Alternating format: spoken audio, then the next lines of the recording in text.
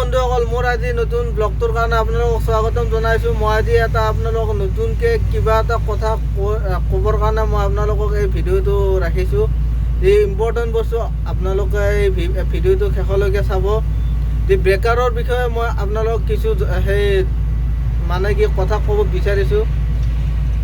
এইটো চাওক, এইটো মোৰ মেচিনত হোণ্ডাৰ ব্ৰেকাৰ হয়। ব্ৰেকাৰটো মানে মেচিনটো হোণ্ডাৰ হয়, কিন্তু ব্ৰেকাৰটো টাটা হিটাচিৰ হয়।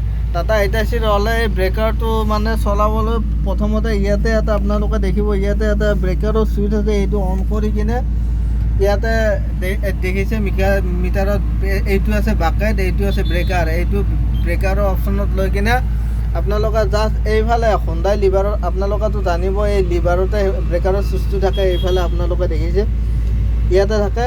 এইটো ব্ৰেকাৰটো আপোনালোকে চাব, মই ইয়াতে টিপিম, তাতে মাত দিছে। বাছ ব্ৰেকাৰৰ কাম এইখিনি। আপোনালোকে ব্ৰেকাৰ চলাবলৈ ইমান দিন, আপোনালোকে একদিন বা দুদিন দেখিলে ব্ৰেকাৰৰ বিষয়ে চব গম পাই যাব, ইমানো হেৰি নহয়। তো ভিডিঅ'টো ভাল লাগিছে যদি লাইক শ্বেয়াৰ কমেণ্ট কৰি দিব। ভিডিঅ'টো যিহেতুকে মই নতুনকৈ বনাওঁ মাজে মাজে আপোনালোকৰ কাৰণে, তো ভাল লাগিছে যদি লাইক ছাবস্ক্ৰাইব কৰি দিব। Thank U.